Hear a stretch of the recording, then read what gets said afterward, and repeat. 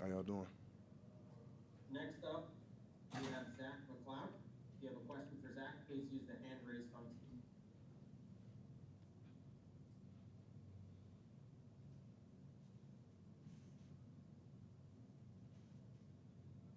We'll start off with Manny Navarre from The Athletic. Manny? Hey Zach, just curious as a defense tonight, where did you feel like you guys did well, and where did you sort of leave the field feeling like you didn't do well enough? There's um, in every stat category, there's some things that we did well. My mind goes to a few plays that we had that, we got to the quarterback or, intercepted the pass or whatever. So we did a few things we had a few things we did well, but overall, we let the offense generate too much momentum, third downs has to be better. Um, yeah, that's what I think about that. And can you take us through that weird touchdown where the ball went off the receiver's back Hmm. and somehow ended up in his hands? It looked like Marcus was going to get the pick there. I don't know if you were on the field or on Yeah. the sideline for that, but that looked like a really deflating play for you guys. That's a hard play to account for. That's not something that you watch film. Like you see guys do that all the time. That's a rare, exceptional type of play. Credit to that guy for making the play. Credit for the quarterback for getting the ball off in time. But it's something that it's rare, but it happens from time to time. And we have to, as a defense and as a team, we have to be able to bounce back from those things. Next, we'll go to David Wilson from Miami Herald. David?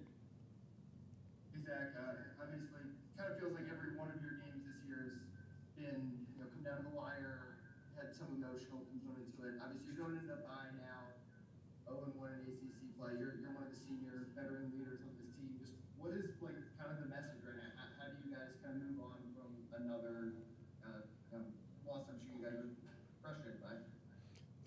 As a team, we are pretty clear on understanding that we have a lot to fight for. Main thing being each other.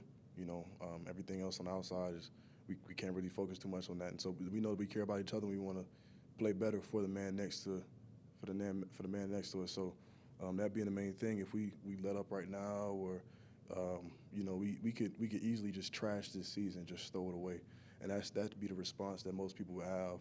That's probably a response, outside looking in, that most people feel like is what's going on. And as the team and as one of the leaders of this team, I can't let that happen. Me talking to the guys, it's always positivity, but it's positivity with a lesson. It's not just happy for the sake of being happy or just purely positive for the sake of being purely positive. But we have to be optimistic. We have to understand where we can get better.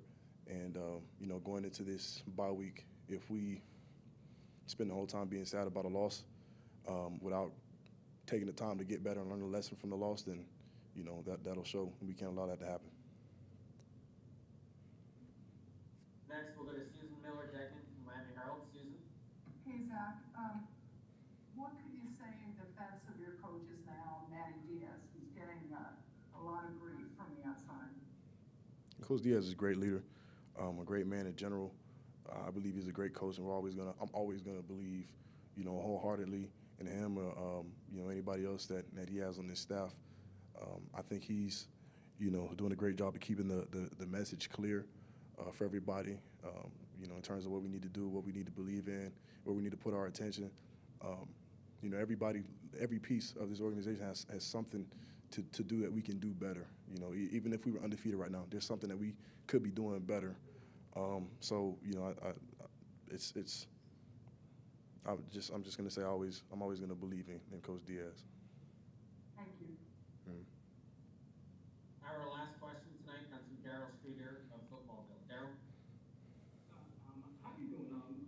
What were some of the adjustments that you guys made at halftime when you came out in the second half? We knew we were getting pressure on the quarterback early on, um, and we wanted to stop the immediately available passes, the quick game, and so we the main adjustment was just to play more man coverage, allow those guys to get sticky with the receivers so that our rush could get there, and I think we ended up generating more pressures as a defense in the second half.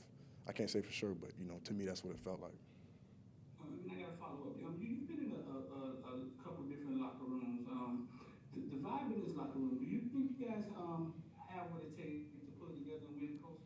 I've never doubted any team I've ever been on, especially not this one.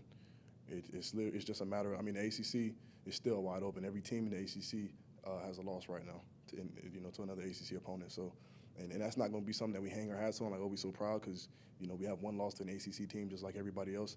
We're going to be just as hard on ourselves and just as ready to get better, as anybody else. But, that's the truth. That's the fact of the matter right now.